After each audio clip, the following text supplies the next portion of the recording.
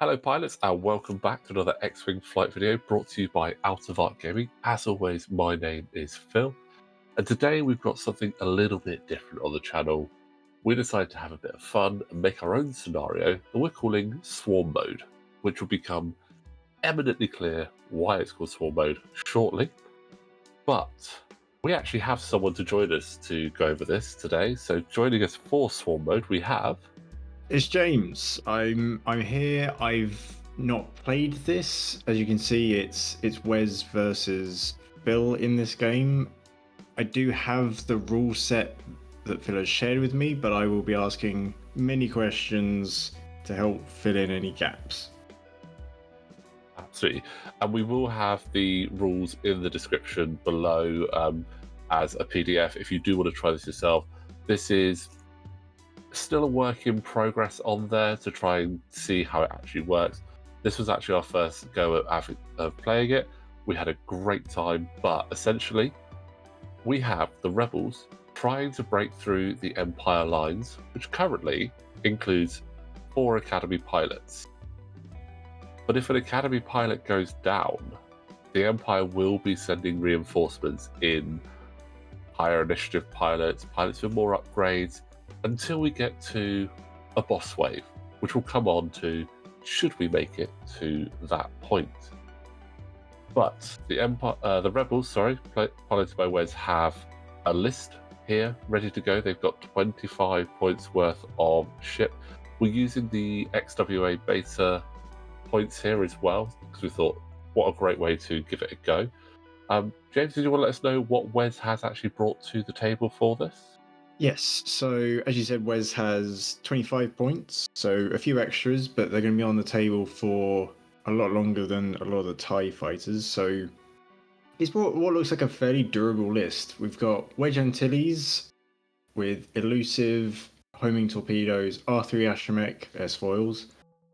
Luke Skywalker, I believe this is the custom, not Battle of Yavin one. Yes. So he's loaded up with Marksmanship, R3 Astromech, and the S-Foils. We've got Norra Wexley in the Y-Wing with a Dorsal Turret, Advanced Proton Torpedoes, Veteran Turret Gunner, R3 Astromech, Proton Bombs. And then we've got 2 Blue Squadron Escorts. They are both the same with Proton Torpedoes, R3 Astromechs, Munitions Failsafe, and S-Foils.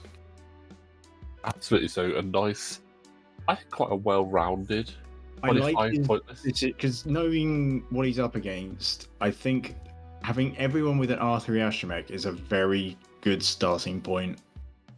Yes, R3 Astromech is really good, especially when you know that you're going to have a lot of ships up against you, and you want to maximize that opportunity of what you can shoot at with those locks, especially bringing those proton torpedoes to bear. Norra's advanced proton torpedoes, even Wedge's homing torpedoes are going to be key. There's a lot of torpedoes, yeah.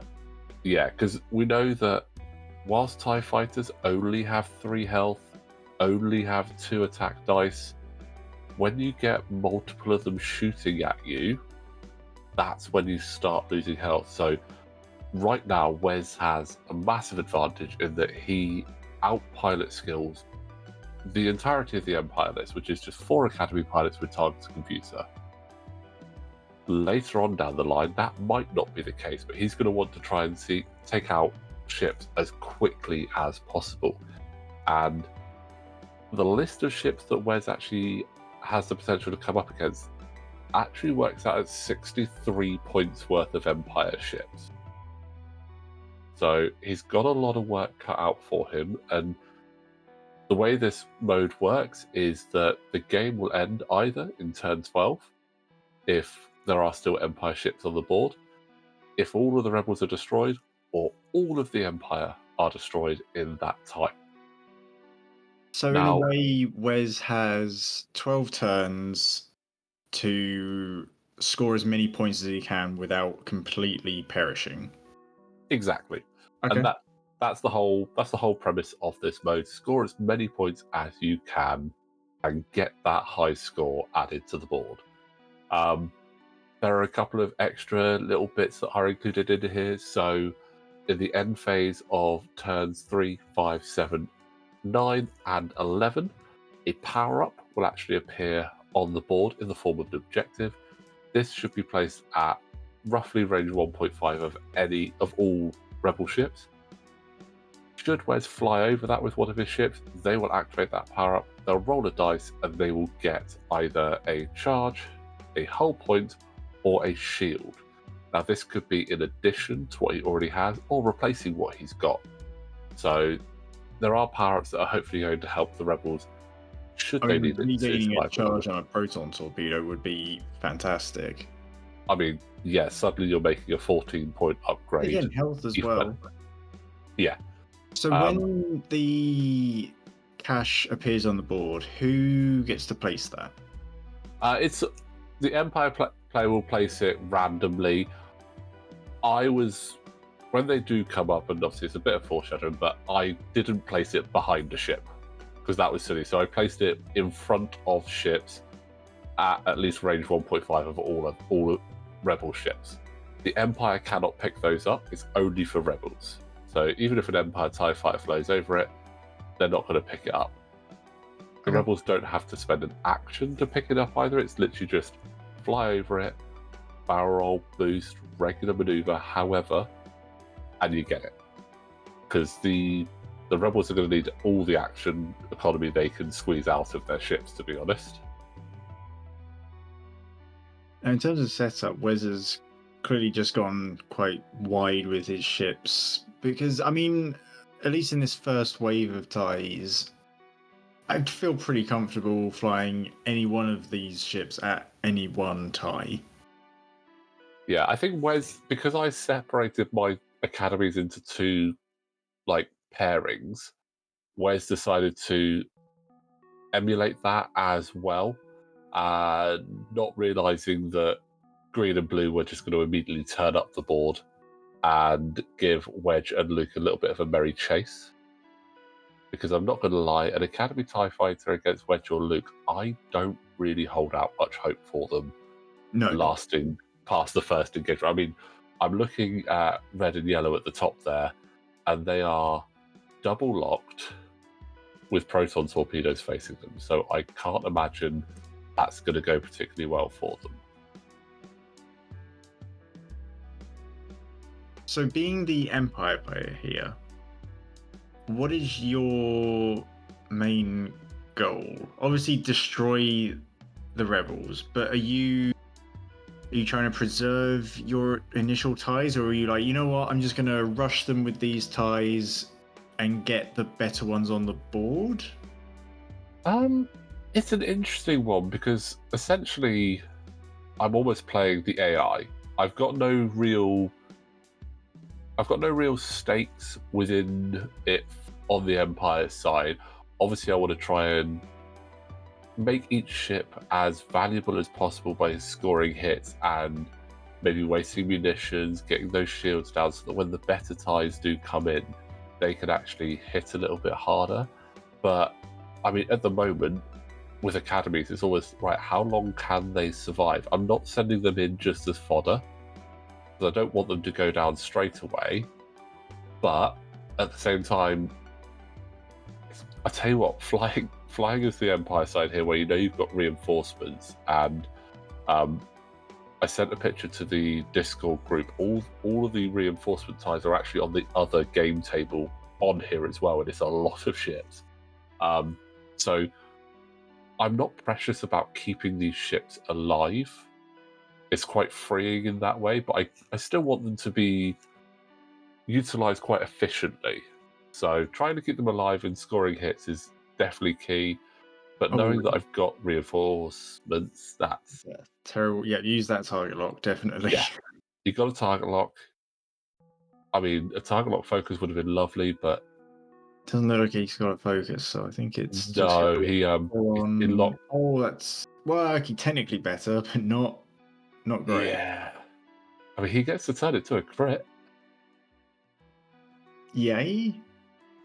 I don't think the Yes, one crit is going to get through, but you know what? With red dice like that, the greens might reconsider. they might play nicely Oh, for only the Jared. Empire. I mean, that's the thing with TIE fights. They've got 3 agility. So what they lack in teeth, they make up for in their evasiveness, which is quite nice. And that's always one of the balance things I've liked between the chassis of X-Wings and TIE fighters. Absolutely. I mean, the X-Wing's obviously sturdy, reliable. You've got 6 health. You've got 2 evades. You've got good attacks. Fairly decent dial as well. Whereas the TIE fighters are a little bit more maneuverable. Arguably a better dial. Yeah, I would say overall a better dial. I mean, you've got the 3 Talon on the X-Wing, which is That's nice, a better but torpedo. Look at that one. that's a good one there. I'm not sure I'd be using torpedoes this early on, though. I feel like I'd want to save them for a Or bigger the later round. I know what you mean. It is a decision. It is a choice. That's a pretty good evade roll there. So that is hit crit going into red, which is half points, and half points are live on this. It's a crit, isn't it? Oh yeah, sorry, crit, which is damage, engine, and structural damage. 2 things TIE fighters absolutely love after direct hits. But yeah, I mean, it is an interesting case one. of the Empire still get points throughout the game, but they only truly win if they take out everything? Or is there a case of the game ends at turn 12 and the Empire simply has more points somehow? I don't know if that would be possible. I think the best way of thinking of it is, ooh, that's unfortunate. Green has just lost 2 shields from the first. We were saying about their attack dice earlier, and yeah, it would have been the Green Empire. has had a pretty terrible time with dice this first round. Well, second round, actually, but so yeah, I mean, sort of talking about victories, like if the Rebels have more points at the end of the game, they're going to have. It's a victory for the Rebels in general. If they lose all of their ships before round 12, you could class that as a minor victory as long as they got more points. There's not really. Those are some awful green dice. they really are. Wow. Okay. And weirdly, that actually puts the Empire ahead on 2 points. But yeah, I mean, again, the whole aim of the game is not really for an Empire victory. It's more to see. It's more a bit of a How fun many of points the Rebels can get. yeah. How many points Okay. can the Rebels get? How long can they survive? How many TIE fighters can they take out? So, I mean, if I'm going to be running this 9 times out of 10, I reckon I'll probably be flying the Empire just to fly TIE fighters and let the other player decide on their tactics of how do they approach taking on what is essentially 14 TIE fighters and a friend. Yeah, so how many ships is the Empire player going to have on the board at once? Like, what's the cap? So, within the normal waves of TIE fighters, they will only ever have 4 ships at a time. So, 1 TIE fighter goes down, it gets replaced. 3 TIE fighters go down, 3 get replaced. The only time that changes is at wave 8, at turn 8, when the boss wave comes in, that is added. Again, we may redraft it and change that slightly depending on how some of our test games go, but at that point, there could potentially be 7 ships on the board for the Empire. And what, 6 of those are regular TIE fighters?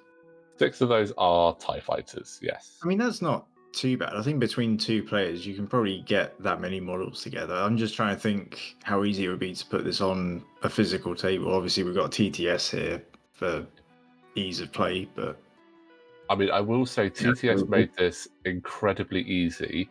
What I'll do is I'll pop up on the screen as well a little screenshot of what we had of both tables set up with all of the reinforcements down one side, and you can see how crazy it is. And to be able to do it in real life would be quite.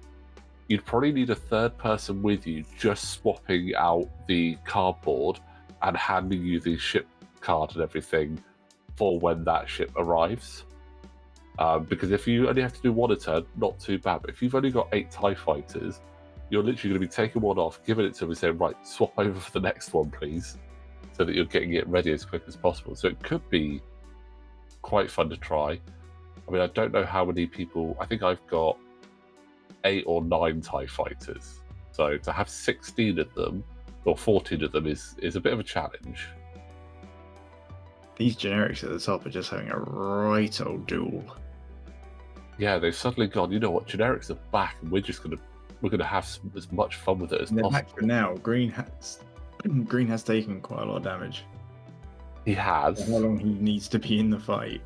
It was a very, very fortuitous turn for those Academy pilots up the top there. They're definitely looking for a promotion if they make it out of this. But I mean, obviously, you've had a quick look at the rules and you've sort of seen what is coming up. Now, we've seen, obviously, Wes has divided his forces slightly with Norra coming down the middle. Proton Bomb on Norra as well. That could be really juicy.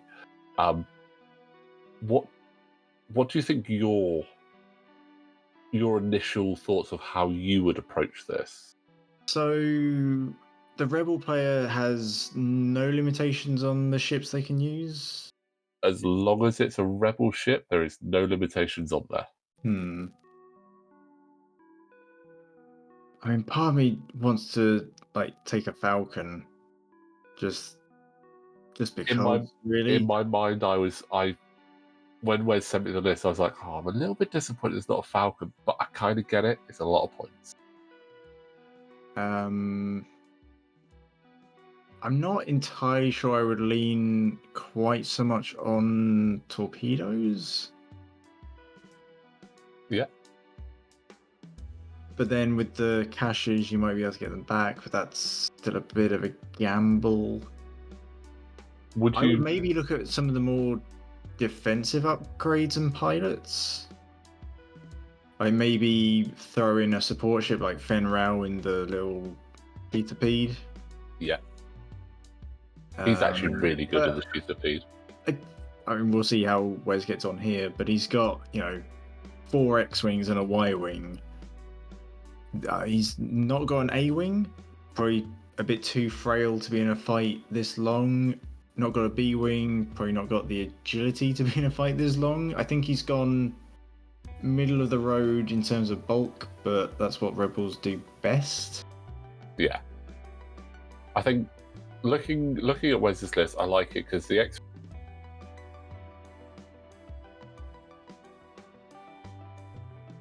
ability rate, 6 hit points, 2 evades, fairly maneuverable, and just generally a reliable ship. I would potentially be looking at Falcon, B-Wings in there, maybe have a bit more of a mix in there, possibly even a U-Wing in there just for a bit of support there. Could be quite fun. U-Wing support could be pretty good, yeah. Almost an alphabet squadron style bit of play in there could be interesting. Yeah. I mean, tactically, would you have spread out or would you have tried to keep together? Actually, that does bring me on to a question I was going to save until we get our first replacement. But let's say, who got hurt? Red. Let's say the red tie dies, gets replaced by Pilot A. If Pilot A then dies, how does the replacement scheme work? I can see on the points, but I just want to clarify on the video.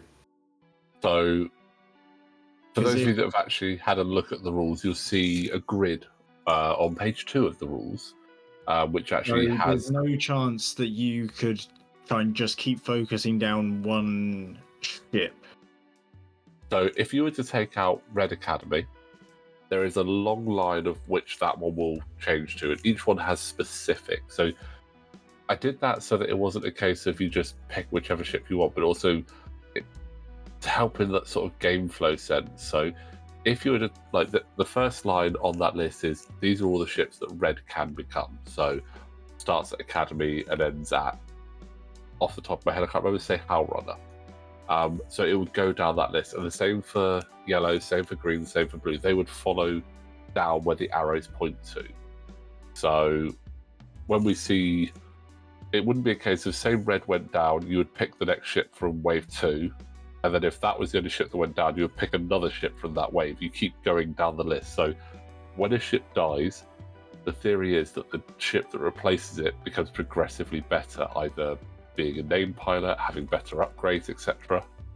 So, but if you were to take down all of the waves of red, then suddenly there'd be no red and at all. Red line would be done. So I feel like that might be an angle I would try and do. Like, leave 3 of them as Academy pilots, because they're generic Academy pilots. Yes, they can do damage, but focus down one target with everyone would probably be my tactic.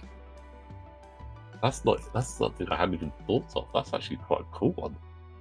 Unless potentially, down the line you introduce the rule of, okay, you then get just the next upgrade that someone else would have had or something. I don't know. Again, it's early stages of this. It's a bit of fun. Yeah. And I can imagine that I'm going to have a couple more iterations. Depending on how this goes, I might switch it out a little bit. Maybe this iteration's a bit too hard. Maybe the rebels need more points. What I maybe do like about this is it doesn't necessarily have to be rebels. No, You could pick it any can faction. be. You could even do Empire and just say it's a training exercise. Exactly. 25 points of your chosen faction against a bunch of ties. And I would love to see like 25 points of scum having that's a pretty good advanced proton torpedo there. That is, yes. I mean, Norra's doesn't have a focus, but if she had a focus, that would have been amazing. It does show the power of a double modded torpedo, doesn't it? Yeah, double modded torpedoes are so good. I like the choice of Norra Wexley. Her ability to getting in evade is really nice, especially with so many ships on the board. And with ties rolling that. Landed. Is that the first step? That is the first ship going down. Tie death. So green goes down. Green Academy pilot is already down. So I mean, this is Academy pilot. They get replaced now, or no? It's the start of the planning phase for next round. So in the planning phase, so they appear on the board, but they don't get to move yet. They will basically come in turn in the next turn, and they'll go straight then. So essentially, think of it as like the setup step, as it were. So they will come in and they will go straight away from when they come in, but they don't come in until the next turn. And in fact, you might see me bring the pilot coming down onto the board whilst Wes is taking more shots at my ships. One of the downsides of Initiative ones that they are obviously going to be getting shot at first, but their academies are only 2 points. They're cheap as chips. Yeah, as I say, you can run any faction with this. I'd love to see what 25 points of scum would like. 25 points of Fang fighters against TIE fighters would be. I mean, it would be monstrous. Or just whatever you want. I mean, 25 points of droids with linked. Network calculations. Yeah, I guess you'd still probably put the limit of 8 of a kind, but that's still a lot. I would, 8 of a kind still. But I mean, 8 with 25 points and the new points upgrade, 8 vultures, and you could have a good few supports in there as well. Oh, and this is going into red, so that's green into red, and that's going to be red down because he has a structural damage. Nope, he's done. So that's 2. Okay. That is 2 TIE fighters down already.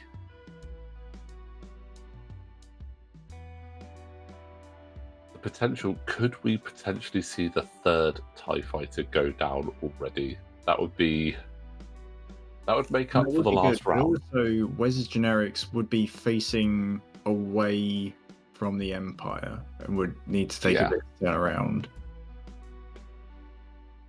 So positioning is still an important thing in this, because the new Empire ships spawn within the Empire play area. Yes, and it's sort of anywhere within the Empire play area, so they can pick a quite ideal spot, as it were.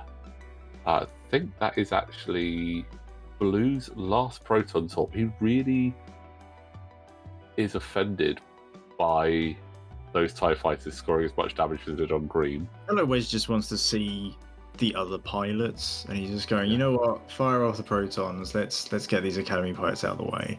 Yeah, and that is the 3rd TIE fighter down. Again, these opening rounds are 25 points versus 8? Yeah, 25 points versus 8. So it's very heavily weighted to the Rebels at this point. I mean, I'm surprised that the green pilot for Blue Squadron Escort actually took some damage. I mean, that was very unfortunate. Those green dice were not happy. I mean, to be honest, I don't know if anyone saw Wes's game that went up last week with how good his red dice were versus his opponent's green dice. It's almost like the algorithm went, we were a bit nice to you last week, so maybe. The law of averages. I know that's not actually how dice work. That's, was it, gambler's fallacy, but it feels like it. Yeah. You know? I mean, it's all luck, and sometimes it's with you. Maybe a bit of damage. Blue v blue? No, there's some evades there. The blue did survive, so good for them. Well, nothing's actually shot at blue because Norra had a really nice shot into green. So there's the first cache that was just placed just in front of cache. Blue and green X-Wing escorts. Yep, and the new TIE fighters. Oh, they have come in for revenge. Yes, so we have 2 ISB Jingoists with Marksmanship and Contraband Cybernetics, and a Black Squadron Ace with Marksmanship and Targeting Computer. And they have their sights set on some ships that hurt their friends.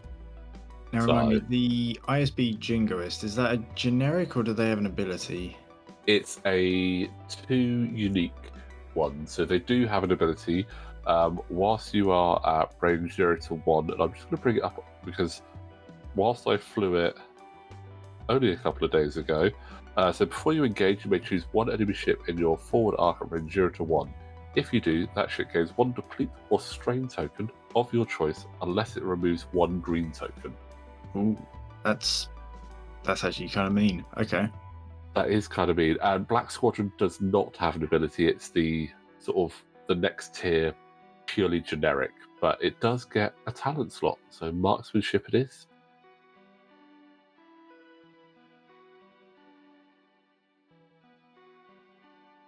And looks like just a cheeky little stress clearing move there. Let's pick up the cache. Do they have to fly over it, land on it, or just get near it? Fly over it. Just fly over it. Okay. There's no, they don't need to do an action to do it, which is why we went with fly over. Good. Yeah, I think an action to do it would probably be a bit much. It's like, oh, yeah. I got 1 shield back. Hooray! Oh, it's gone because I didn't take a focus for defense. Never mind. Exactly. I didn't. And again, as we all know, it's a bit salvagey, which we're not. It's the lesser of the scenario, shall we say?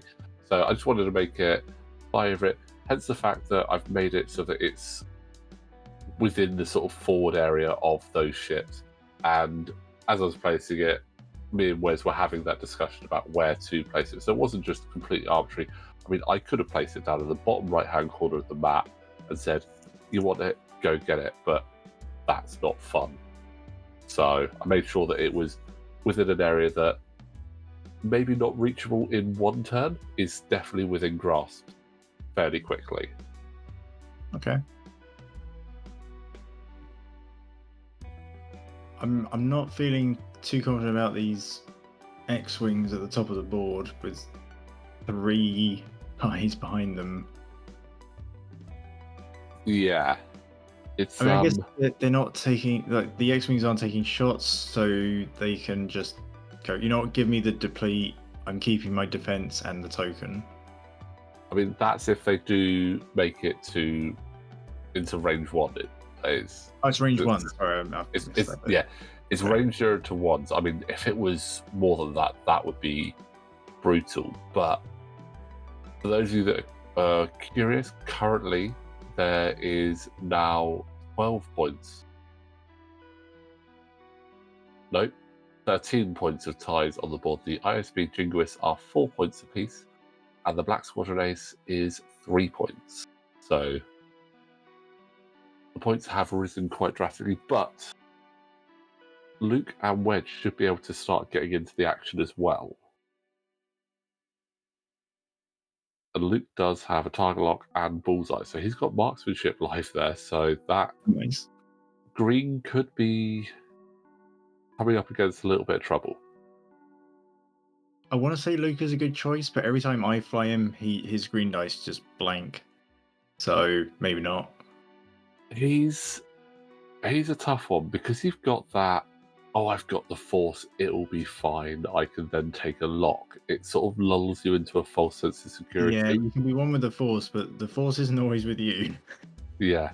I mean, Andy, who's flown him in Flight Academy to the Season 5 victory, and Ned, who flew him to Season 6 victory, will probably tell you that what's quite nice is to get an early lock, and then when you get into position, have that focus, so you've got lock, focus, and force. Yeah, save the lock for when you have the fully modded attack. Yeah. Sort of thing. We can just go, you know what, I'll spend it. But no, you can get a better shot by fully modding. And not only that, if you've got the focus and you go, oh no, I've got three focus results, spend the focus because you've got the force. If you have one focus, spend the force because you get it back if you're a defender, and then you've got the focus for the bigger requirement. I guess it's about using your resources the right way. Wow, that's a good shot. Okay, Wedge is in the fight, and that is 2 off of green already. So Wedge's ability, obviously getting rid of 1 of 8 dice, but luckily it's at range 3, so I still have the 3, but ow. It's such a good ability. I also like just how simple it is as well. There's no like crazy things to try and figure out about it. It's just, oh, I'm shooting at you. You have 1 less in this particular number. Done. Yeah, unlike say outmaneuver, where it's if you're not in their arc, and there's a few I others feel like like if you're outmaneuver on behind. Wedge is kind of putting all your eggs in one basket, and I don't think Wedge needs that. No, I mean I've seen it used back in the Oh yeah, day. when that works, it annihilates things. But you put so much effort into pulling off that combo that you kind of forget to fly him normally sometimes. Yeah, that's a great shot from Luke, spending the force. He still has that lock, and ISB is okay because he's got the focus. Only just. Only just though. I mean, potentially Norra could shoot through the rock. You might have that range 2 with the dorsal, which is pointing up towards the TIE fighters. Having a turret is also quite good for this because of how many enemies you've got and how likely they are to be spread out. Like having a wider net cast is seemingly pretty good.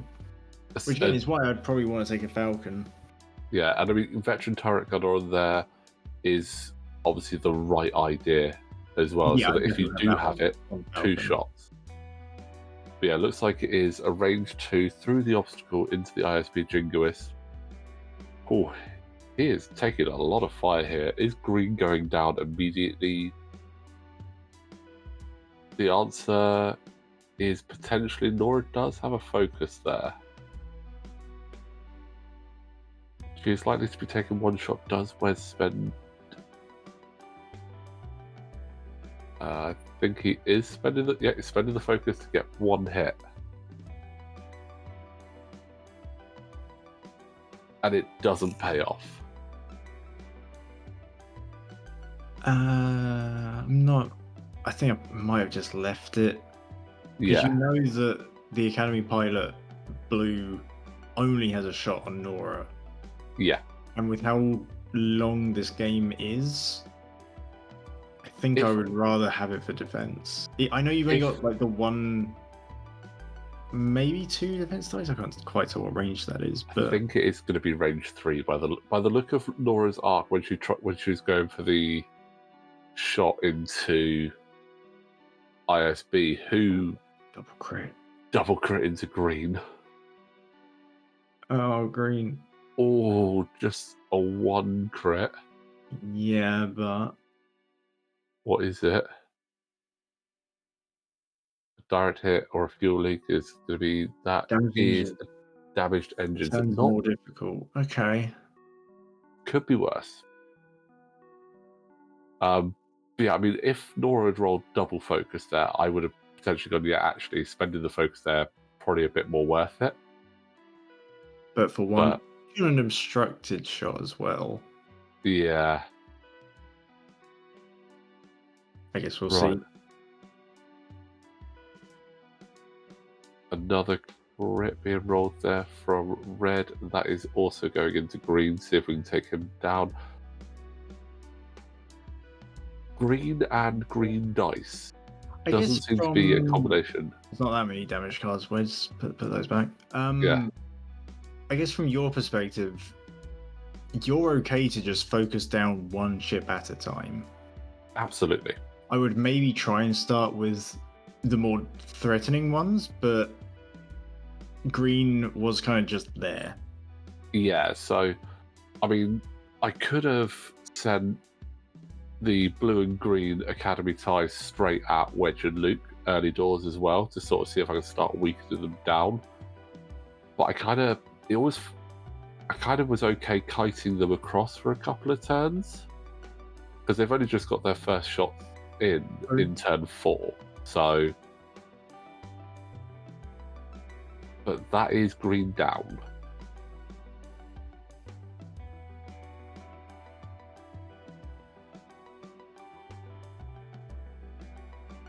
So that is the first X-Wing down, 4 turns in. And he only got to fire one of his protons. Yeah. Obviously, there was a lot of weight of fire going into that one X-Wing there, so it had to take a lot, but I mean, that first salvo into it was not ideal for it. I wonder if something with reinforce would do well in this. Reinforce could be quite good.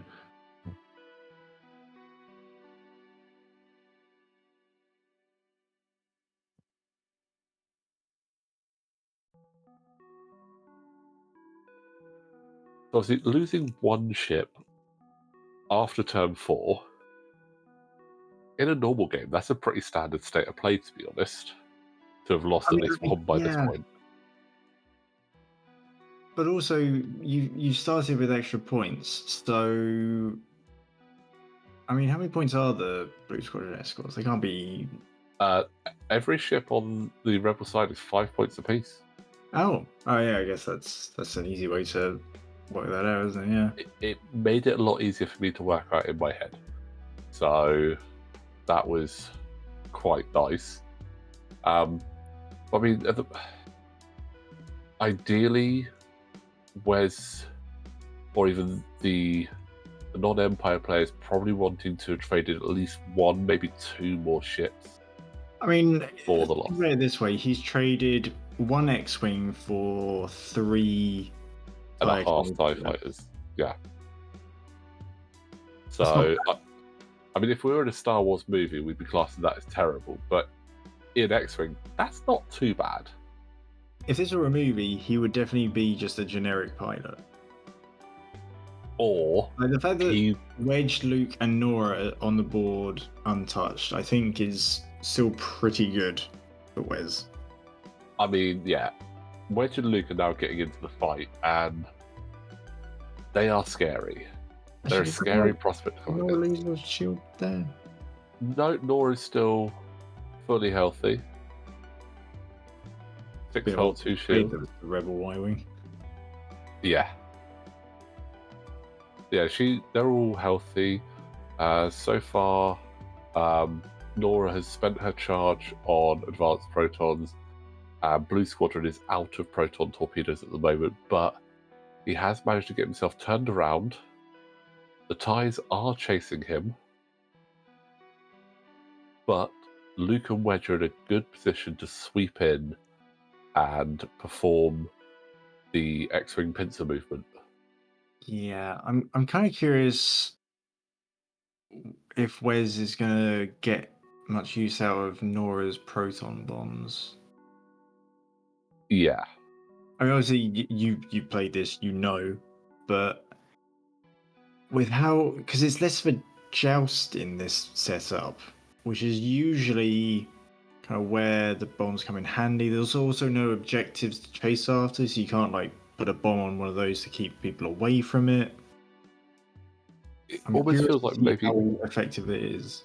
yeah, maybe seismic charges or mines might be a better option, Mines could be good, yeah.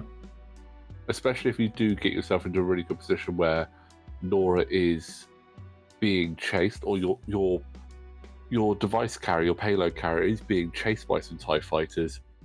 Drop a mine, bang, goes off straight away. Like, just think, if in that earlier position where you had blue and green with the 3 TIE fighters behind, Yeah, if and they it came had to that point, yeah, and if they had a cluster mine to drop, that would have got all of them. They would have all, well, they probably would have all taken 1 each, which, I'm not going to lie, if you can do that, that is, I mean, you can walk away from the table and say you've won if you manage to hit 3 different ships with all 3 part of a cluster mine. So the Empire pilots, everyone starts as Academy pilot with a targeting computer. I assume just because that's the only real upgrade they can take. Yeah, it's basically the only upgrade. I thought they only have a modification, and if I remember right, they've either got 1 or 2 points of loadout, and target computer is the only one that really makes sense for them because they don't have a target lock. So why not? And the Jingoists get marksmanship because they have the upgrade Talent slot for it. Yeah. And contraband because they have the illicit. Yeah, because these are the guys who are effectively Moff Gideon's pilots, Yes. right? Yeah. Okay. So I saw, when I was writing the other ships that as they go up, I was looking at like a common theme where they could, and then it came down to what loadouts they have, what abilities they have to do you play into those as well, and what actual upgrade slots that they have. Where possible, I tried to give as many of them at targeted computer as I could, because ties sometimes need as much help as possible. So a target lock is going to be really helpful. But obviously the ISB Jingoists don't have a mod slot. They've got the illicit, so contraband cybernetics works. Deadband switch would have been a terrible idea, but also funny. I was going to say, what other illicit could they take? Let's have a quick look. I think contrabands are probably the sensible choice. Yeah. Would you ever consider going, here are the pilots for the Imperials, but the Imperial player chooses the upgrades on them ahead of time? Not like, I'm deploying this and he will have these, this and this. It should always be ahead of time, yes. And I think that if someone wants to take these rules and have a play with it in that sense, then more than welcome to do that. Obviously, these aren't set in stone. You can have a bit of fun with it. I mean, I'm just having a look. So marksmanship is 2 points, and they have 6 points left, so they could Pulse transponder, feedback array, dead man switch is a possibility. Overtune modulators. They've got a lot of choice, but contraband felt right. Yeah, I think so. The only other one I would maybe consider is the false transponders. Yeah. Oh, that's green down. Oh, so green is the first one that's going to be a tier 3 pilot next time around. Yes, the first tier 3 pilot Okay. will be from the green line. So if you have snuck ahead to look at the rules whilst you're watching this, you will see the tier 3 line is... but I don't remember what that pilot does. So we'll get to that. I mean, I'm trying to remember off the top of my head which pilot it was, and I played this and made I it all... assume it's the third one down in the list, so it's the third column pilot? Yeah, so it should be third column, third. Yeah. So, but we will come to that shortly, and see where we get to. But 10 points at the moment, not too bad. And this... Ooh. Not a great shot. Great. Yeah, go on, spend it. Yeah, it's Luke. Go on. I mean, yeah. Spend it on the blank. Frustrating, but you've got 2 force, so nothing's shooting at you. And Yeah, if I mean, something you does shoot regen one you... next turn, and if anyone does shoot at you, you'll get the other one back. Yeah. Luke and the force. Oh, wow. Oh, that's unfortunate. Natural evades. That's that TIE fighter from... Yellow once. Yeah, that's that TIE fighter from the first time Luke tries to shoot in the Falcon and he can't quite get the controls yet. I mean, it'll go down eventually, but he got away with it there. Now, can blue do anything here? To dodge? Well, it doesn't need to do much. No, that was... Yeah, so that was ISB, red ISB into blue. No lock, nothing there. Black Squadron now having a go, does have a lock. Doesn't help much, but 1 crit. Potentially wearing them down. 1 shield. But not a bad start. And again, having Wedge and Luke at the higher initiatives at this point really is going to help. We did forget that Norra had a shot. I don't remember Norra shooting, so... Yeah, I got a bit excited that my TIEs got to shoot. We skipped Norra. There's no interactions that really affect it, so it's fine. Oh, just the one again from Norra. That's a shame. And it's evaded. Fine. Wes did miss that he had a target lock there, so he could have potentially got 2, but at the same time, the Academy pilot had a focus. I think saving it for when you can do a fully modded one would be better. Oh, now I remember which one it is. For the green pilot is Night Beast. Yes, Night Beast. Marksmanship and Elusive going to be coming into play. Yes. What does Night Beast do? So Night Beast, and again, even though I flew this the other night, I'm just going to bring up his ability. And again, most of these ships are the customizable variants of the ships rather than the ones from Battle of Yavin, etc. So Night Beast spray out the new points as well. Yeah. After you fully execute a blue maneuver, you may perform a focus action. I like that with the Elusive upgrade on him as well. Yeah. There's some good synergy there. And it's just a very action economy. Do a blue maneuver, take a focus action. Then you still have a normal action as well. So focus evade, focus barrel roll. Like it's quite nice for a TIE fighter to have that action. I mean, shame you couldn't put a target computer on there though, which would have been great. Then double modded, but you know what? Still not bad. Norra just saying to the blue squadrons, this is how you evade. But here comes Night Beast. Starting towards the back of the rebels. Okay, seems Yeah. a good time position though. Yeah, I feel like he's kind of set up to go for Norra a bit. Norra's yeah, straight, probably not going to be doing anything too drastic. Although the gun is pointing in Night Beast's direction. yeah. So here's one of those.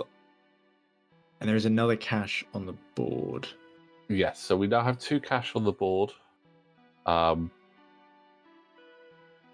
Luke is lined up to possibly just Luke go. is lined up for 1, and the other one's not in a terrible position for Blue Squadron to pick up if No, he decides to. Blue is stressed over there, so I Oh don't yeah, think a bank would quite get it. He'd have to do a sharp turn, which would leave him still stressed. So yeah.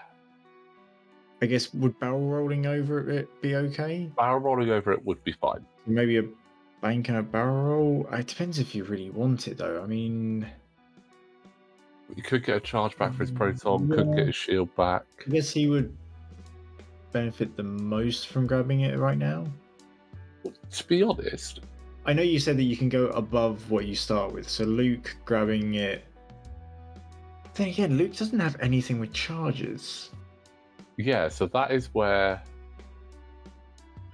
That's something I hadn't thought of. Actually, you should have something with charges on everyone. yeah. I think some abilities you'd have to limit.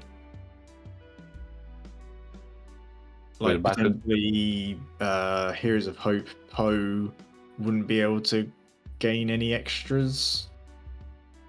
Yeah, The whole thing is he can do his ability every other round. Like any cards like that that are designed to be every other round, maybe not those.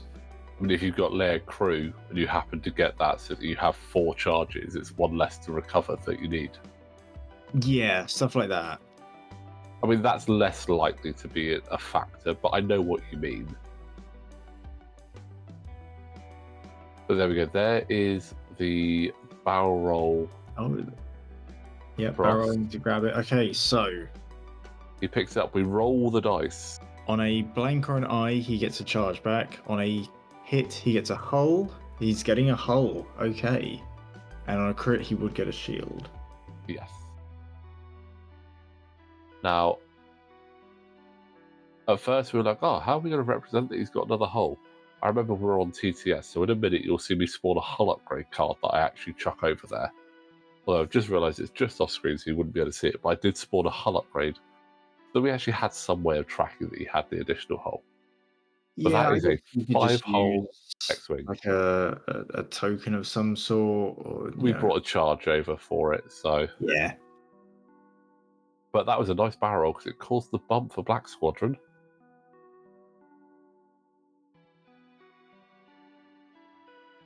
It was going to be the K-turn. I was anticipating... Ooh, yeah, yellow doesn't get to turn around. Okay. Yeah, I was anticipating Blue Squadron going a little bit faster.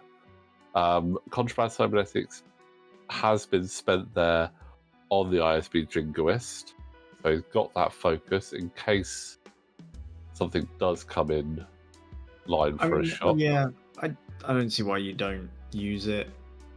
The chances of you getting another good chance to benefit from contraband is kind of small, really. I mean, the only way I would use With it where is... you are on the board, at least.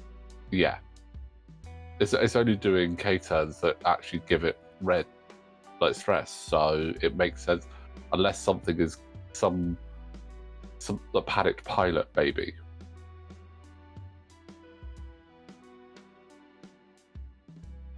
But Norra just doing a casual little move forward. Clears the stress. Or should clear the stress. Waves of Y-wings. I Possibly. think that would do well in this. I think it would, because if you had... They've got the 20... health to survive. I know they would have less agility, but the ties do only have 2 attack dice. And if they've all got dorsal turrets and veteran turret gunner... Plus, some of the named Y-wing pilots have some pretty good abilities. I mean, you think you pair Norra and Dutch. Yeah. and then you've got target locks being thrown around. Norra getting the additional evade. Like there's some really cool Y-wings in there. Like Horton's pretty solid. Yeah, I mean, just if you've got the dorsal turret, mines, veteran turret gunner, that could be quite brutal. Especially if you had, say, two Y-wings together with their turrets pointing like either like both outwards and they're flying really close, or both inwards, and they have it in front of them. They could potentially be getting like quite a few shots on that one ship. I do think that pilots with abilities that are like limited, like can only do it once or twice a game, are definitely less good for this.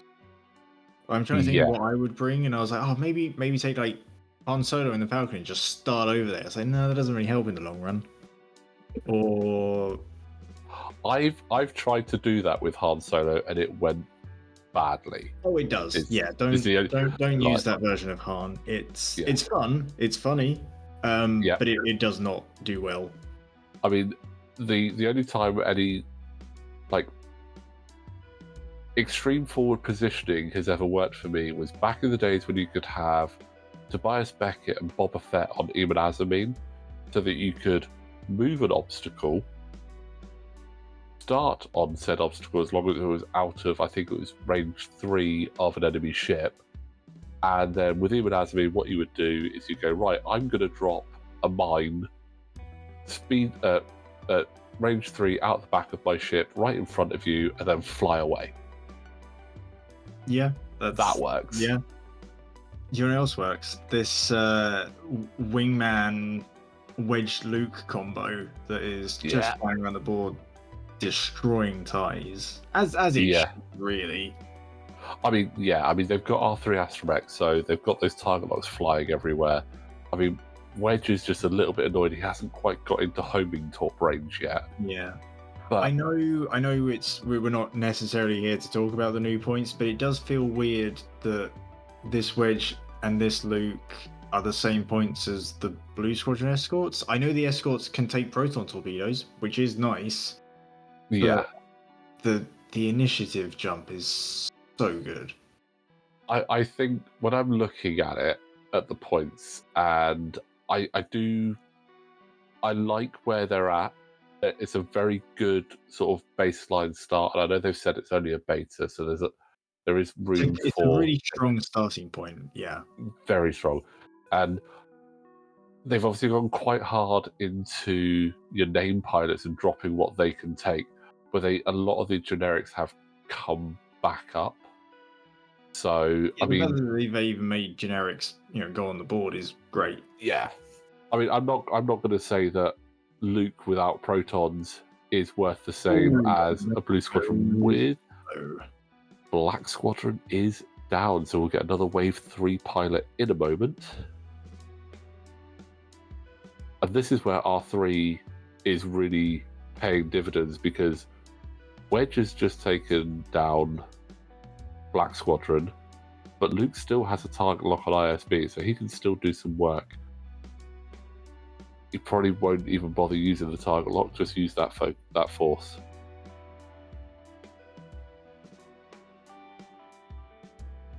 Really?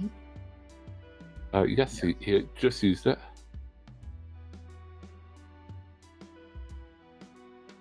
And good job that ISB has got a focus, but that is... Should that have been a crit, do we think? I think Marksmanship. I think Luke had Marksmanship, so maybe that should have been a crit. But there is our next Wave 3 pilot, and that is Irika. He'll be coming in the start of turn 7.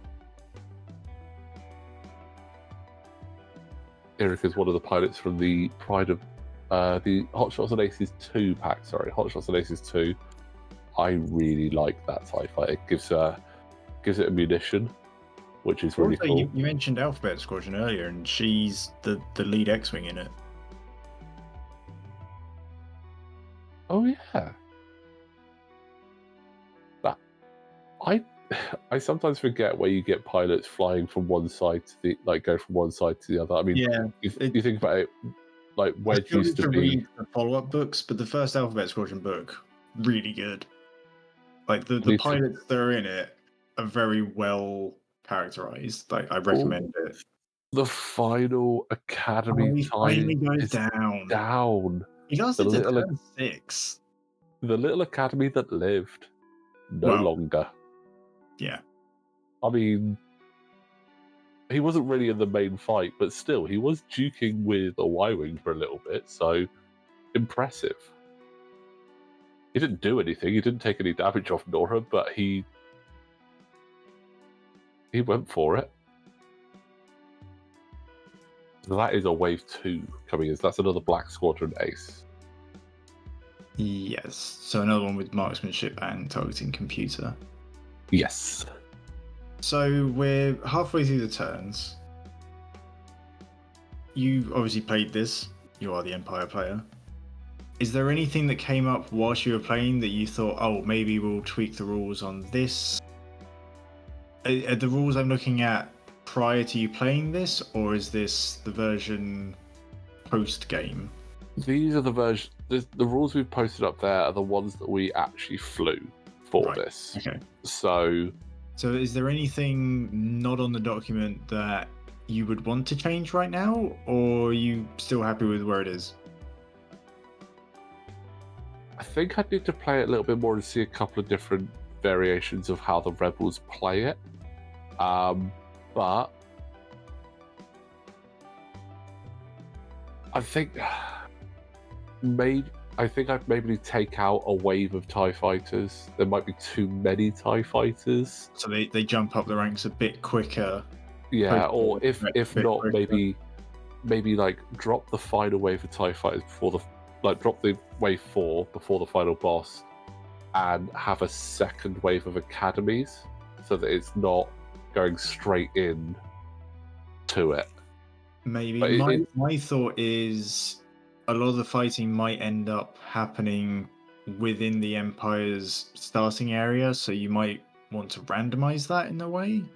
that is another good thought, because as you see, I'm able to put my ships in quite an advantageous position. So if potentially, yeah, as you said, you could randomize as to whether it's I would maybe don't either randomize it side. per ship, but randomize it per round. Like if you're Yeah, placing 3 ships in a round, you choose that random one of the board edges, and all 3 go within yeah. that spawning area.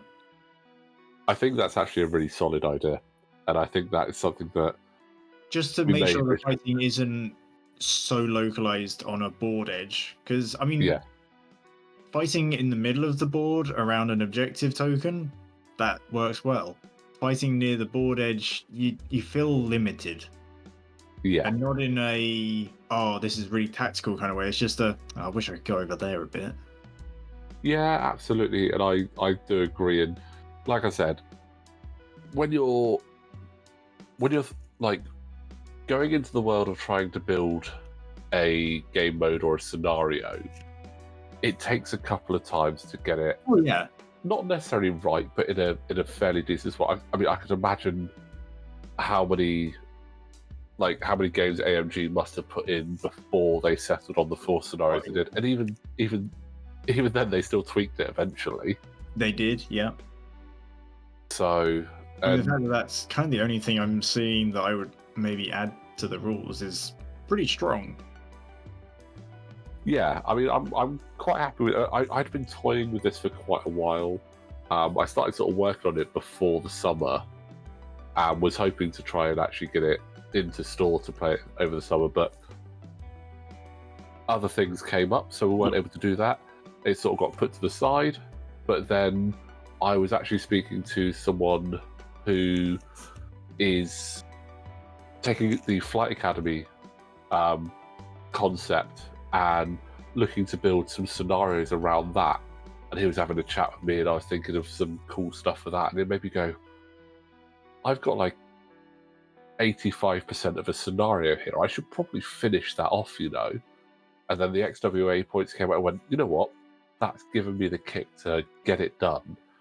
And TTS is a great place to try it out because it's a lot faster when it comes to replacing ships. I mean, as I said, I had all the other ships on the other side ready to go just to drag in. I will point out, if you are going to try and build this onto TTS, don't try and spawn all the ships in one go. It falls off the edge of the table, so spawn them in blocks of 4. Oh, that's a good point. I Yeah, think you're I going to say it lags out the game too much by trying to load too many things. But no, it's just a matter of table space, which is a problem that happens in real life as well. Yeah, I mean, they fell off the table. I had to restart, and I did it in blocks of 4, which actually worked out quite nicely because it meant that you had the 4 colors for each one set straight away. Sort of lay them out like the chart. Yeah, which when it came for me editing this up for everyone, it made it a lot easier as well because it was like I don't have to change all the colors every time. So True. Yeah. But I do like the idea of randomizing which board edge they come on. I mean, it could be as simple as odd number rounds they come on this one, even number they come on that one. But I think if you randomize it each time, each round new ships come on, that variation to it could be quite interesting.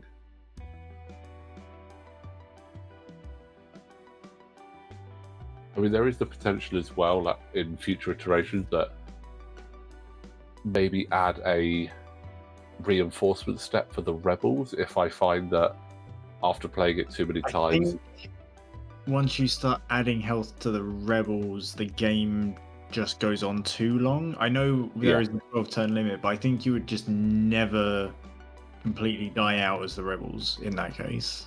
Yeah. Well, let's see if this proton bomb does hit. It might clip green. No, I don't think No, it doesn't. Unfortunately, it was great placing from Wes. I think he did the right thing in dropping it where he did because there was a big chance, and I think. and in fact, dropping it this next turn as well because he's got another charge. Yeah, and Night Beast is going to struggle to avoid that unless he could force Night Beast to really push himself forward, and try and avoid it. I would be trying to get Norra onto that cache to maybe get a charge back. Yeah. Well, there would be another cache coming in next turn. Yeah, I maybe look at the placement of the cache rules. Yeah, Potentially you could be putting them all down in a corner out of the fight. I don't know. How would you get around that? Maybe I would think maybe like the standard scenario set up for them, so they're in a set position, and then you randomize which activates. Yeah. Okay. So in that case, maybe you start with the objectives on the board, and then you just put a token on them when they're active. Yeah, that's something I did think of as we were playing this, and as you said, it's backup. But I think that'd be better because this is the first test run of these homebrew rules. There's going to be things to tweak. Oh, that's unfortunate. The core concept of it is really cool, and potentially you could play this on your own because there is still the old AI rules, Heroes of the Atori cluster AI pilot rules. Yeah. Which work surprisingly well. I did try that for a bit with my local group back in version 1. And the AI, well, I say AI, the decision making for a non-player character actually works quite well. Might be worth looking into. So I can't remember if it works well with obstacles though. It might be that they just flat out ignore obstacles because it doesn't work with those. Yeah. But Norra has taken her first point of damage, by the way. I mean, she's down to 7. It's looking a little risky. Yeah, I'd be very careful with Norra now. You've got to look out for her. Also getting to use her ability to just go, I've got another evade. Yeah. ISB is still there. Luke didn't take him down. Oh, yeah. That is genuinely very impressive. Oh, that just clips green, which is Night Yeah. Beast. Okay, so. Well, Night Beast is only initiative 2. That's interesting. Yeah, it's one of the. There are a couple of named pilots. There's so many pilots for There are a lot. TIE fights. I mean, you've got some. I think Wampa is initiative 1, but his ability is great. All the It evades. does have the evade token. Yeah, and an elusive if it needed it. Yeah, he's fine. What's that, range 1? Range 1. Okay. Does give Norra her free evade, Which which basically cancels out the range 1. basically counts as that range 1, yeah. There you go, it's already set up. There's my evade. Roll your dice. I mean, unless the only way it is irrelevant is if you have Duke. Could be quite fun. Yeah. Although the timing of it, I think, is you juke Norra and then she adds the result anyway. Oh, You okay. can modify the defense dice second. That's interesting. I've not thought about that. Sometimes the timings of things like that. It's like, oh, you've rolled an evade. It's now a focus. Now you modify. You spend the focus to get it back. Yeah. And I would assume that Norra adding a result. Anyway, we are on to turn 8. This is the boss wave. So the boss wave has arrived. So boy, have we got some ships. So the boss wave has arrived, and what we have is Darth Vader, the Battle of Yavin variant, with hate, marksmanship, and auto thrusters. We have Backstabber and Mauler Mythal, the Battle of Yavin variant, because Vader can't turn up without his boys, can he? Backstabber has Crackshot, Discipline, Afterburners. Mauler Mythal has Predator and Afterburners. Mauler Mythal and Backstabber also have really nice abilities for themselves. If they have either one of the other TIE fighter pilots or Darth Vader in their side arc, they get an additional attack dice. And that's any friendly TIE fighter? So Mauler needs Backstabber or Darth Vader. Backstabber needs Mauler or Darth Vader. Okay, so the other ties in the list don't count towards that. No, so Night Beast, Erica, and all that do not count towards this. But I this, think even just that's a Darth great Vader turning up is scary. Yeah. But As that's a nice proton bomb there from Norra. I like the position that we knew it was going to come. Range. Well, for the target lock, yes. Who's that? That's Blue Squadron, who's just gone new threat. Oh, if only Blue still had a Proton Torpedo. Oh, that would be if that hull had been a Proton instead. Yeah. Still, R3 Astromech. Yeah. So this is the boss wave, and now this has 2 methods of triggering. If all TIE fighters are down, the boss wave will arrive, or you reach turn 8. So we have reached turn 8. The boss wave is here.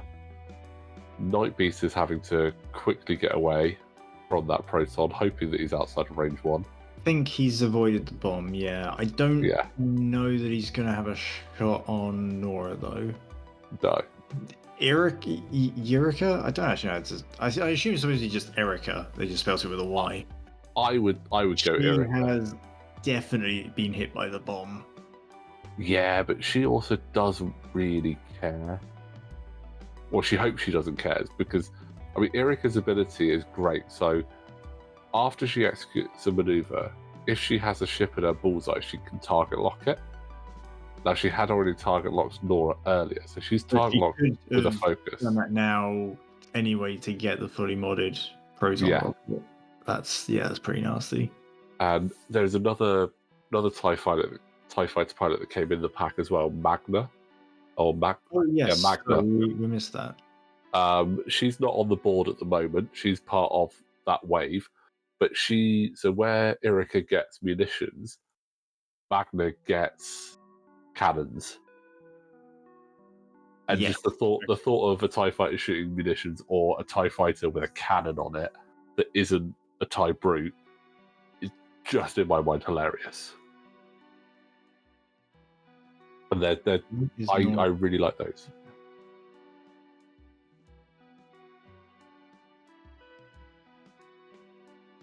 Right, so yeah, Norra Arc is still down, so still does have Night Beast there, but is in a little bit of a box.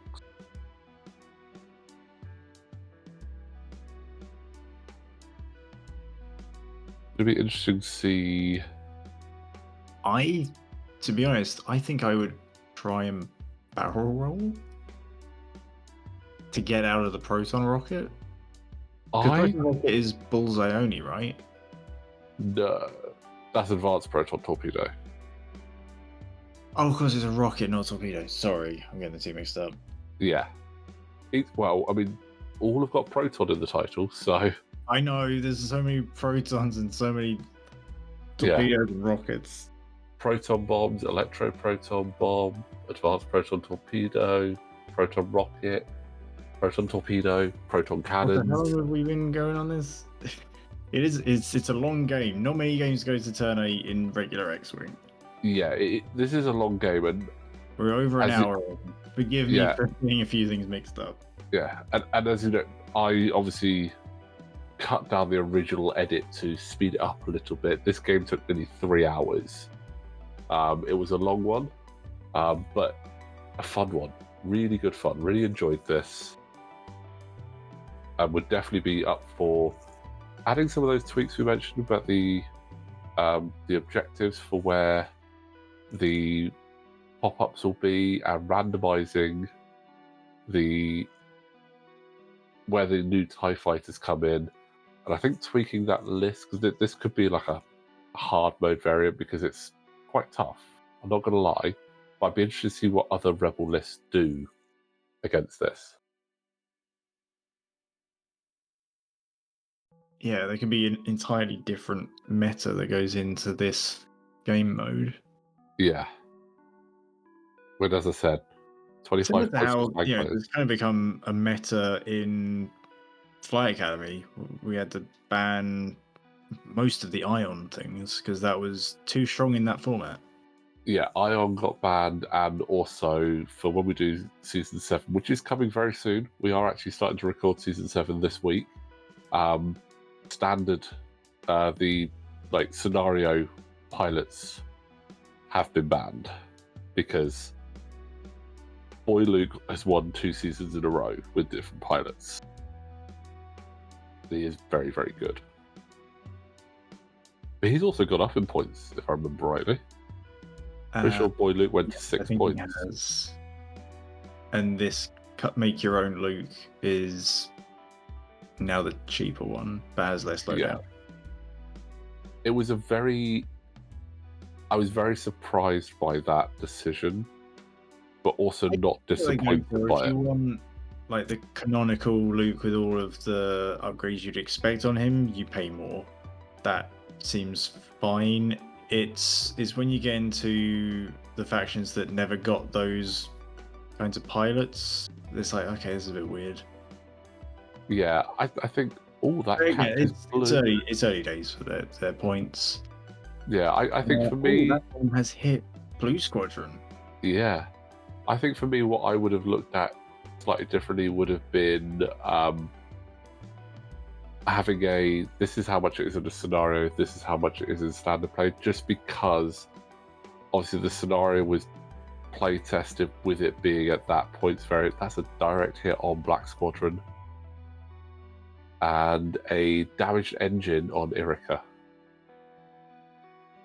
Oh, well, I mean, they've got enough blue turns that they can just treat those as white. It's not great, but it's not crippling like for some ships.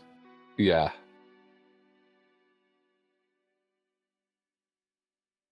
It is becoming very crowded on the board, though. It is. I mean, we've got 7... 1, 2, 4. 11 ships in total. Yeah.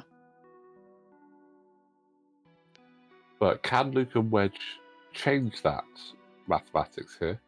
I mean, I feel like you've got to try and focus down Vader, right? I mean, I would. Especially, I mean, it's a range 3 shot from Wedge, but Also, he has... Wes has 3 X-Wings that can shoot Vader. Yeah.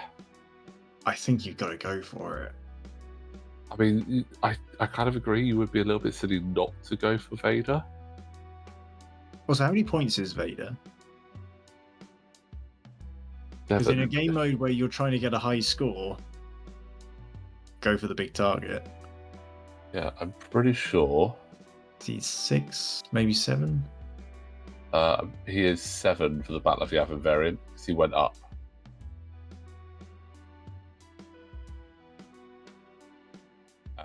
Backstabber and Mauler are both 4 points apiece as well. Okay. Yeah, looks like we are going into Vader. That makes the most sense. Okay. Does he have any, who's He's got the focus. He took the red focus after bumping, so yeah, spend it. Vader doesn't have his normal ability either, so he can't spend a force to take a double action. He's got his... Did Vader roll too many defense dice? At range 3. That's range 3. TTS does mess with my ability to tell range at times. That does not look like range 3. I know what you mean. Yeah, I guess what you mean. Look at that. Okay. So, I feel Vader like took that one there. on the regular camera, that would not. It doesn't look like it's range 3. You know? Yeah, I know what you mean. The angle we've got this at is slightly different. It's surprisingly difficult to get the same angle. Yeah, Vader did use a shield. Yeah, and I had to spend a force. Now, Wes wants those dice to end up exactly like that. Yeah. Oh, not like that. Not it at all. And I'm assuming that was at Luke. That was at Luke. So Luke has just gone down to half points there.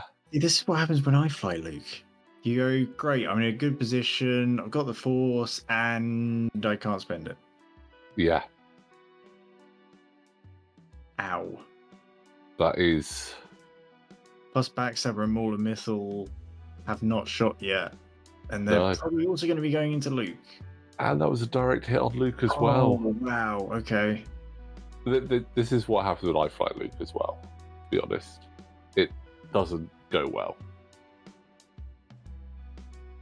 I mean, you'd think in a drawn-out game, the ability to regenerate the force so much would be beneficial, but sometimes the dice just say no. Yeah, absolutely. But, I mean, Luke is going to have a go. I think he's going back into Vader there as well. He's still got the force to spend, so... Yeah, he may as well. And... that is going to be another shield on Vader. But he is going to gain a force back because of hate. Oh, that's true, yeah, hate. Okay, so that is over to Norra? Yes, because Wes has initiative, so it's going to be Norra, so it's going to be a range 1 into Night Beast. Okay. With a focus there, I don't see any locks around. The game at this point was concerned about how long we've been playing for and started throwing stuff around, so the dice all flew away a little bit there. So it's just the one hit that goes through. Okay. Wow. The green dice aren't hot. Not to use Elusive. I think I forgot. I think that would have been a good time to use it because you are stressed anyway. Yeah. I genuinely think I forgot that I had Elusive at that point. You should probably do a blue before you can do a red anyway. Yeah. Anyway. Yeah. Over to... Looks like Backstabber is going next. Okay, so... Who has Crack Shot as well. Crack Shot and has Mortar in the side arc. So there's the additional dice for that. And I'm assuming this is going into Luke? Yeah, going into Luke. So Luke has regained a force. He's gonna need it. Being the defender.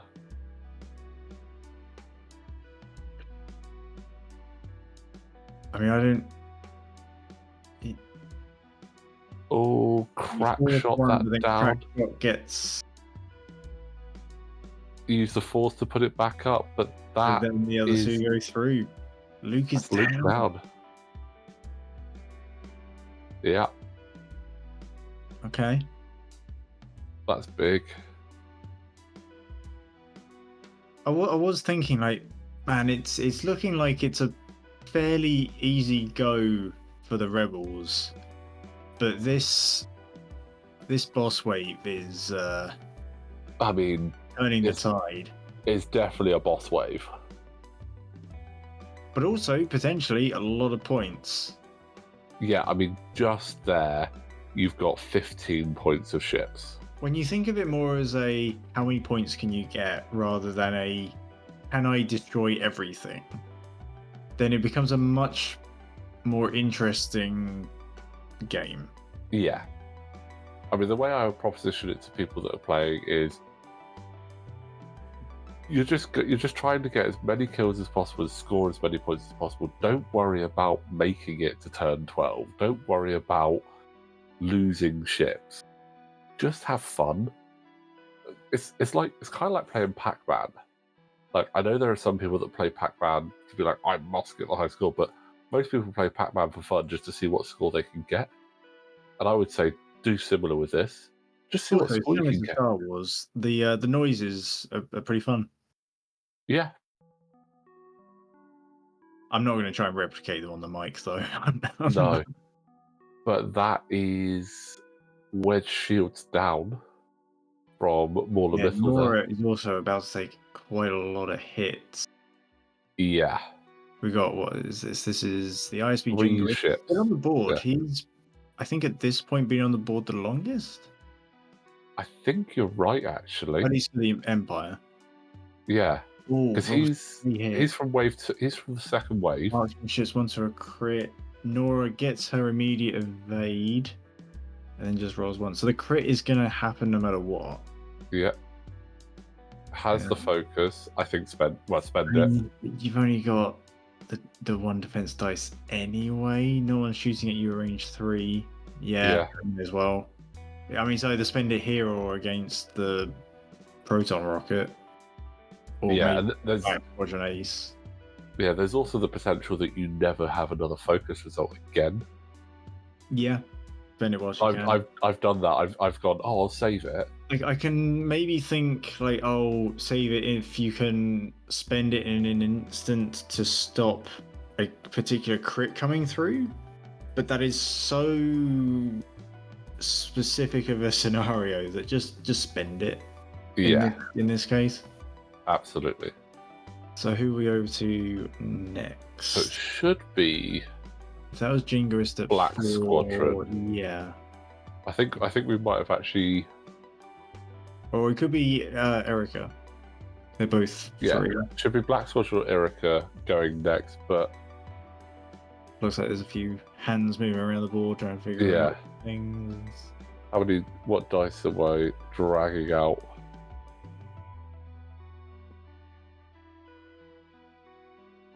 So I think what's happened here is we've skipped over Erica and Black Squadron and gone over to Blue Squadron thinking that he was an I3 or something.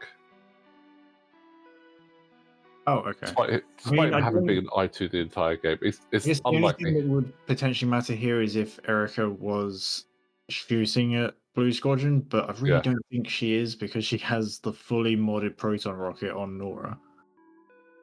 That's into Vader. That's 2 crits into Vader. Okay. That's big. That's some big points. I'm not always keen on generic pilots, but when they do stuff like that, they do surprise you. Yeah. So that is 1 crit, which is a wounded pilot. Wounded pilot. Okay. So that's not like when you take an action, gonna have to roll to see if you get stressed. That's pretty good. Yeah, because isn't Vader's thing like getting more actions? Not this variant. No? Oh, that's the other one. So the normal one. That could be like really risk reward for that Vader. It's like, oh, I'll try again to get another action. Oh, I didn't Yeah. get stressed. Maybe I'll try another one. Oh, I did get stressed on that one. Never mind. Yeah, the normal black leader, yes, but this one, while you perform an attack, you may spend the force to change one blank result to a hit result. That was it. So this is the intermediate aggressive compared to the defender one, where you can only spend them on attack. But here is a proton rocket, double modded, into Norra Wexley. Okay, grab all of those. Yep, because you got the focus. So title lock the blanks, and then spend the focus. And the marksmanship. So 3 in a crit, guaranteeing 2 going through. Hit, crit. Natural evade from Norra's ability. I think Norra's ability has really come in handy this game. Yeah, Norra's ability has, like, on a Y-Wing, that's actually a really good ability. Oh, it's fantastic, especially for a ship where usually with bombers you're like, oh, I don't really want to get too in the fight. But at the same time, you kind of want to be a bit more in the fight. If you've got the dorsal turret, you're going to need to try and be at that range 2 range.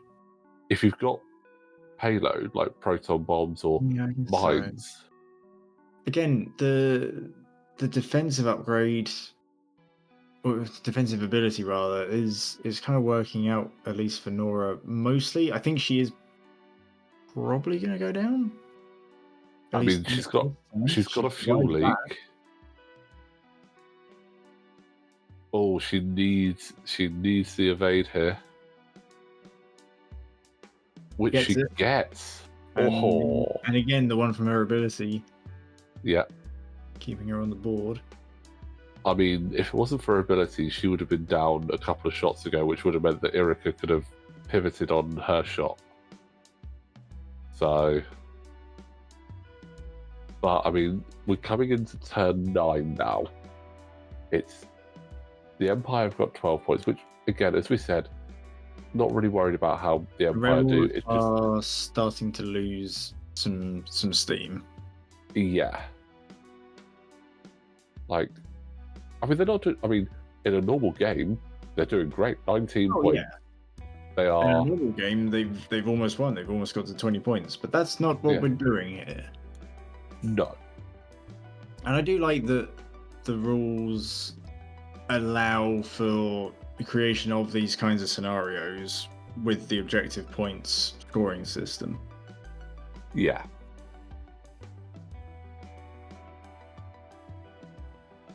Again, I just like when I was thinking this up and writing it, I was just thinking,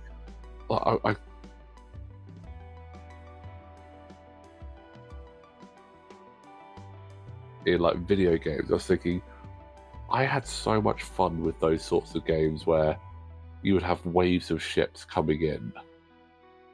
So, I mean, it's why was the zombie mode on Call of Duty was so popular. Yeah. Or the Horde mode on Gears of War, Firefight on Halo. That was the one, Firefight. That was always good fun. I loved Firefight on Halo.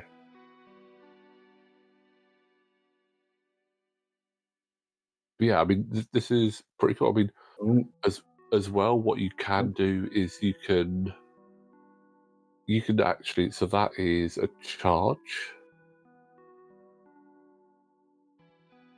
So I think we're about to get a Proton Torpedo charge back on. The only charge that they can take, I suppose. Yeah. Yeah. But well, they got a decent amount of health. They'll probably live to shoot it. Yeah. But I was thinking another way you could adapt this as well is you could actually have a couple of players on the rebel side, and almost like zombies in a way, each player could almost be, they could be playing sort of competitive co-op. Yeah. Like each player will score their own points, but you can potentially win as a team, as it were. I don't So know, I you feel could like at go in that and point kill still. you might go down the route of, oh, you stole my kill. Yeah, there is that. But you could, again, you Yeah, could you can have, make it into a team thing. yeah, you could have like 5 players, all with 5 points each, just working together and scoring points as a team, and then they can obviously track their own points as well, just to see who obviously has the best kill death ratio and all that fun.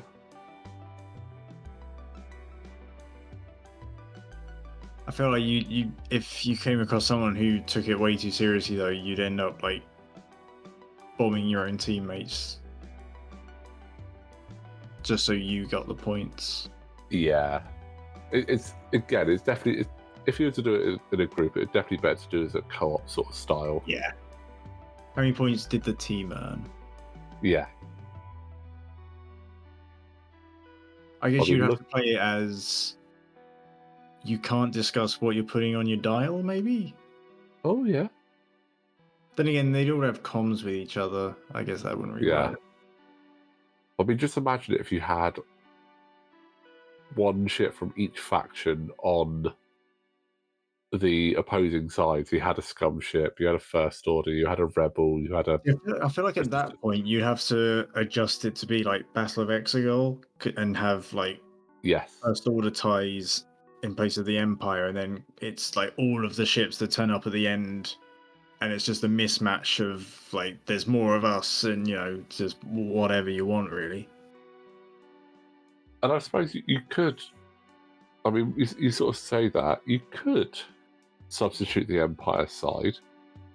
I mean, I'm looking. You could possibly Separatists and First Order is the obvious choice of where you could substitute the Thing is, I Empire. think that the ties have a good Generalist amount sort that you of, can yeah. upgrade through. Also, you only need the tie models, with the exception of Vader, obviously, but Yeah.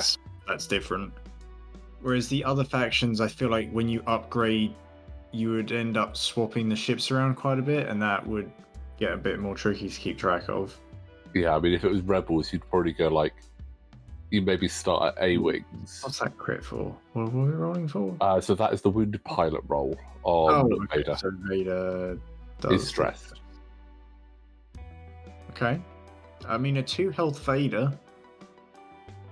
Yeah. Oh, but Wes has now moved. I was really hoping that he'd already done that. Yeah. Also, I don't know that Blue Squadron has a shot on Vader. I don't think he If he does. does, that's amazing, but I don't quite think it's in. But that token is in the way of the arc, and I cannot tell for sure. That would also depend on if he's able to survive a range 0 from Mauler. I mean, he's got 6 health. Yeah. Oh, yes, he's got 6 health. I mean, if Night Beast is still around to shoot, because Wedge has a plethora of options here. Yeah, it's weird because now we're at this point in the game. The Blue Squadron Escort X-Wing is one of the lowest initiative pilots, tied only with Night Beast at the moment. Yeah. Whereas earlier on, he was fine. Yeah, absolutely. He was getting shots at the right time. So it makes it very interesting when you change when it moves up. Again, just like in any video game where you play this sort of style, the enemies get harder. Yeah. So that's also, I think, it could have just been wave after wave of academies, but I think that wouldn't work. Maybe I think it maybe also if I would was have got boring. Yeah, especially for the Empire player, because the Empire Yes. player would be like, right, you're going to do everything first, and if I'm still there, admittedly, the academies did do all right. Actually, I mean, they got one of the Blue Squadrons all the way down, and it got mocked up.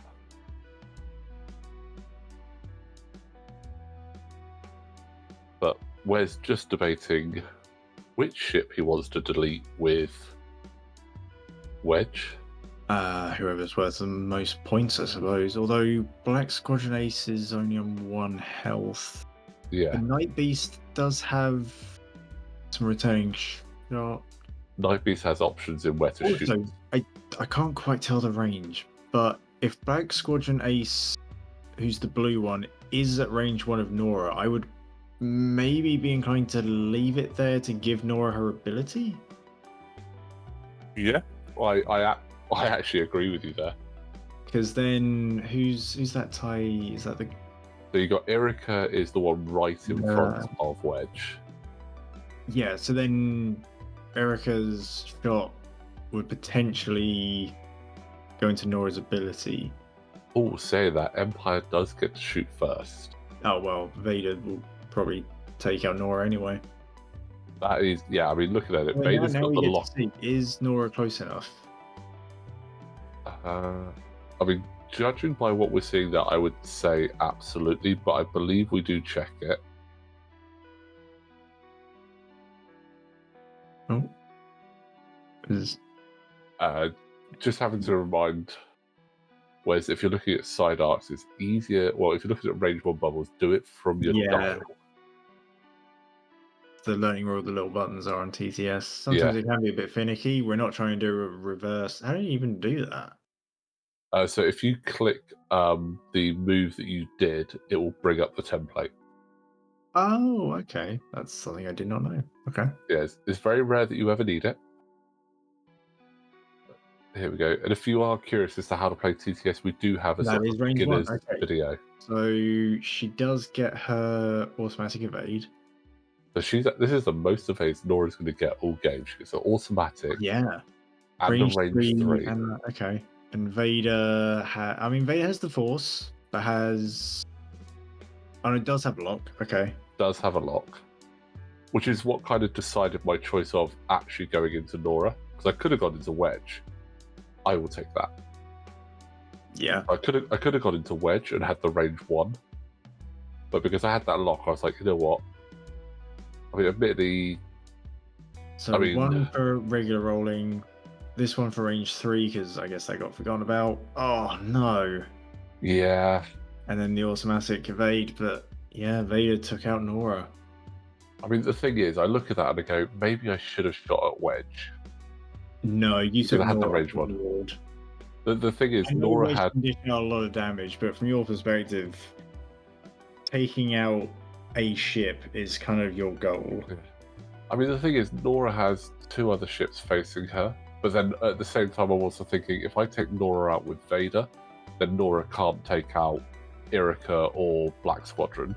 I know you said this is possibly going to end up being like the hard mode, but I think the ramp up in difficulty has actually been okay, because early on the Rebels were having a pretty easy time of it, and now it is 2 X-Wings versus the world, and that feels very cool, to be honest.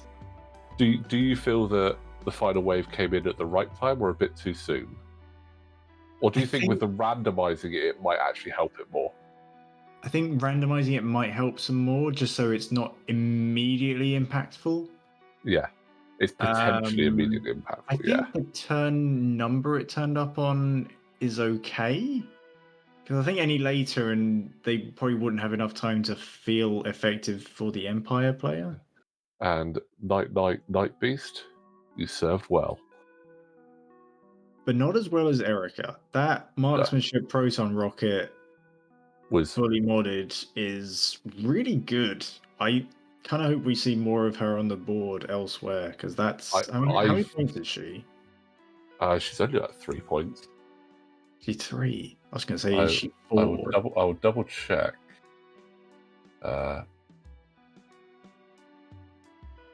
3 points with a 9-point loadout. I mean, that's pretty good. I mean, granted, Initiative 3, you might struggle to line up the shot, but that will delete anything that is lower initiative, really. Absolutely. Yeah, I think, so that as we've been speaking through watching this video, randomizing and the position of the objectives, I think, is 2 things to definitely look at adding to this. And obviously, we're looking at comments. You're seeing this at the same time I am for the first time. Any thoughts that our viewers might have? Throw it down there. Or another way is probably contacting you through the Patreon. Yes, obviously you can find us on Patreon. The link is in the description below, where you can support us on there.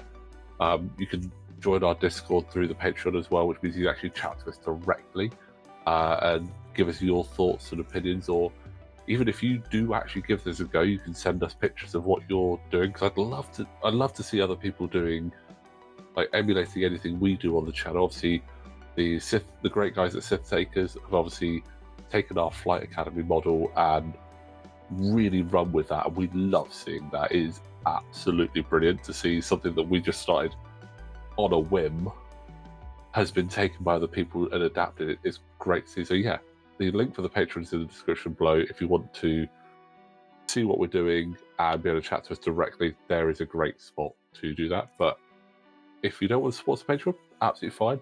Drop a comment below of what you think of the scenario, what tweaks you might like to do, or if you have any questions about it. What would you take as the versus Empire player? Yeah, that would be interesting to know as well. Man, Wedge just took an absolute beating, though. Wounded Yeah, pilot and a fuel leak is not where you want to be. And there he goes. there he goes. Man, that blue Squadron Escort has been resilient, much more resilient than his green friend. Yes, he has definitely done some work. He's done all right as well, and I think he is going to get the final shot of the game. Going to see if he can see what he can do to Did he have a shot on backstab her. Vader? Oh, he didn't. No, just missed. If he had Vader, that would have been great. But he's got a shot on backstabber. So I mean, the points are at 20 to 22. That I know it doesn't look it on the board as being pretty close, but in terms of the points, it's not much in it. Yeah. I mean, if you think Wes has taken out 4 academies, an ISB, and a Black Squadron, He scored 22 points. Yeah, and a Night Beast, yeah, he's scored 22 points. He's scored a lot of points. I mean, there's still a lot of times we could have brought out, but again, he's done, decent damage to some of these other ships. I mean, Jingoist has taken a damage. Erica has, Black Squadron Ace is on 1 health. Vader's on 2 health, which is pretty good going. I mean, there's half points here, right? So yeah, Vader half points are included. Yeah, 3 points for Vader. Yeah, so I mean, it's more than a regular tie. And there's half points on backstabber. Okay. Actually, one thing to consider might be the damage deck. Yeah, although actually no, because if stuff's off the board, you can just shuffle those cards back in. Yeah, if people might have noticed, I've been sort of putting the cards that were used higher up to them, filter back in as needed. But I will say that is actually the point that we did decide to call it. I think that was, yeah, it's quite a natural. How long did you say? 3 hours. 3 hours. So that's the point that we called it. A fantastic game, really well flown by Wes. Very well flown. Yeah, I thoroughly enjoyed it. I'll let the comments decide who the MVP is. I can't decide if it's Blue Squadron Escort or if it's actually ISB Jingoist at this point. To be honest, I'm going to say Norra. She was very resilient. Oh yeah. I know she went down, but she got a good bomb off. She got the advanced proton torpedo off. She kind of kited a lot of the ties for a lot of the game as well. She did. She did do a really good job, actually. So yeah, Norra is definitely up there. But biggest disappointment, Luke's green dice. Yes, Luke. Yeah, poor Luke. But anyway, James, I do hope that you enjoyed that, and maybe one day I can convince you to try yourself out. Maybe we can see you fly Resistance. Setting aside a whole afternoon if this takes 3 hours. Yeah, it's a long one. You never know. We might be able to speed it up a little bit with some quick play, but it's a great fun one. But thank you very much for joining us, James, and I hope you really enjoyed that. And guys, again, thank you so much for watching this video. Let us know in the comments what you think of this scenario, how you'd play it, what you list, what you tweak. As always, if you do like what we're doing, link for our patrons in the description below. But please don't forget to like this video, subscribe to the channel, and we will see you next time.